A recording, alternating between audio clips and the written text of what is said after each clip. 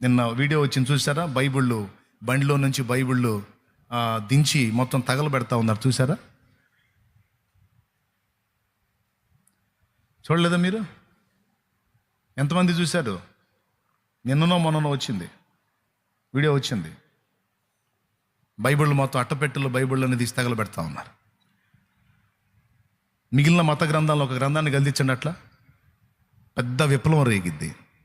కానీ బాక్సులు పరిశుద్ధ బైబిల్ గ్రంథాలని పంచుతున్న వాళ్ళని కొడుతున్నారు, సువార్త ప్రకటిస్తున్న వారిని అడ్డగించి తిడతా ఉన్నారు, బైబిళ్ళు పట్టుకొని నేలకేసి కొట్టి చించి తగలబెడతా ఉన్నారు. ఎవడు పట్టించుకోడు, ఎవడు మాట్లాడడు, ఎవరు నోరు తెరవరు. అదంతే.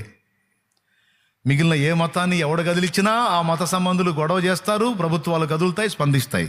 కానీ పరిశుద్ధ బైబిల్ గ్రంథాన్ని కానీ యేసు ప్రభుని కానీ ఎవడెంత తిట్టినా, బైబిల్ని ఎంత తొక్కినా, కాల్చినా, ఏం చేసినా పట్టించుకోరు.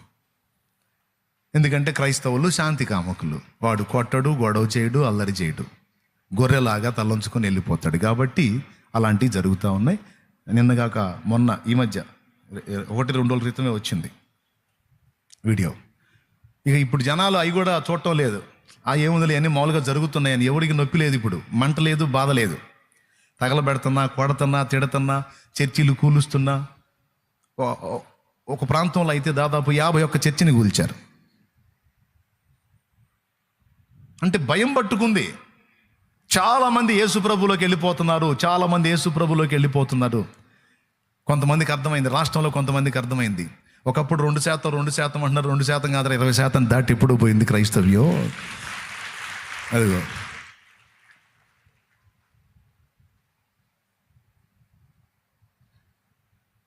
ఈ మధ్య లేటెస్ట్ అది.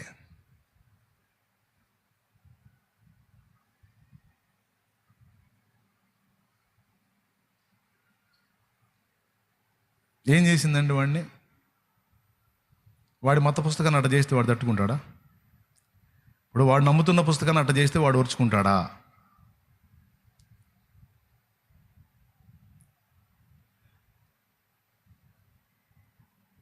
ఒక పక్కన ఇలాంటి దుర్మార్గాలు జరుగుతుంటే, ఒక పక్కన ఇలాంటి దురాగతాలు జరుగుతుంటే, అలాంటి వాటి మీద పోరాటం చేయకుండా, అలాంటి వాటి మీద ఫైట్ చేయకుండా సాటి క్రైస్తవుల మీద పడి వాడు తేడా వీడి తేడా అనుకుంటా బతుకుతున్నారు. ఈ దరిద్రులను ఏమనాలి?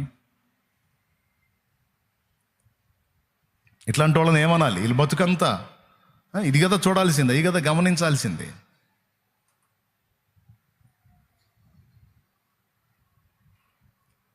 నాగర్ కర్నూలులో ఒకసారి అట్లాంటి జరిగింది. ఈ మధ్యకాలంలో ఇంకొకటి జరిగింది. ఏ మత పుస్తకాన్ని అట్లా తగలబెడితే మామూలుగా ఉంటుందా రాష్ట్రం? ఏ మత పుస్తకాన్ని అట్లా తగలబెడితే రాష్ట్రం రావణ కష్టం అయింది. కానీ అన్ని పుస్తకాలు పరిశుద్ధ బైబిల్ తగలబెడితే ఎవడు స్పందించే మార్గమే లేదు. క్రైస్తవుల్ని కొట్టి, తిట్టి, చంపి, హింసించి, చిత్రవద చేసినా మాట్లాడే ప్రసక్తి లేదు. ప్రియులారా, మిమ్మల్ని ఏదో ఇది చేయాలని కాలే, కానీ ప్రభుత్వాలు వాళ్ళకు అనుకూలంగా ఉన్నాయి.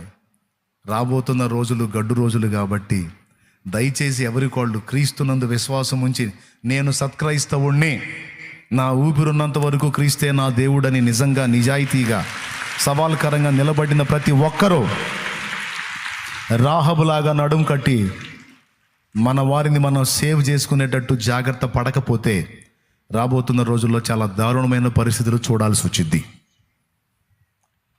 ఖచ్చితంగా జరిగిద్ది. ఇది మీరు గమనించాలి. రాహబు నేర్పుతున్న పాఠం. ఆమె అన్యురాలు కానీ దేవుని యందు విశ్వాసం ఉంచింది, దేవుని పిల్లల్ని సేవ్ చేసింది. ఫలితంగా తను కాపాడబడింది. ఈరోజు మనం మన వాళ్ళని సేవ్ చేయటం ద్వారా దేవుని కృప మనం పొందుతాం. కాబట్టి ఏదో అంటున్నారులే, ఎవరినో అంటున్నారులే, నాకెందుకులే, నాది కాదు కదా అని దాటిపోవద్దు. దేవుని పిల్లల మీద ఒకవేళ అటాక్ జరిగితే నీ వంతు నువ్వు నడుం కట్టి, నీ వంతు నువ్వు స్పందించాలి. ఇది నీ బాధ్యత, ఇది మన బాధ్యత. మన వాళ్ళని మనం సేవ్ చేసుకోవాలి, మన వాళ్ళని మనమే గుండెల్లో దాచుకోవాలి. ఏదన్నా లోటుపాట్లు ఉంటే పర్సనల్గా మాట్లాడుకోవాలి, జాగ్రత్త చేసుకోవాలి, దిద్దుకోవాలి, సరి చేసుకోవాలి. అంతేగాని సభాముఖంగా అందరికీ చెప్తున్నాను, సభాముఖంగా ఇందులో లైవ్లో అనేక మంది వీక్షిస్తారు, చెప్తున్నాను, ఏదన్నా ఉంటే పర్సనల్గా మాట్లాడుకొని డీల్ చేసుకోవటమే తప్ప ఒకటి మీద ఒకటి వీడియోలు పెట్టుకోవటం, ఒకటి మీద ఒకటి పోస్టులు పెట్టుకోవటం అనే ప్రక్రియను మనం మానేద్దాం, సరిదిద్దుకుందాం. ఇలాంటి ఏమంటారు దాన్ని, కుసంస్కారాన్ని, విష సంస్కృతిని మనం మానుకుందాం. అందరికి వెళ్ళిద్ది ఇది, అందుకని చెబుతున్నా. దేవునికి స్తోత్రం కలుగును.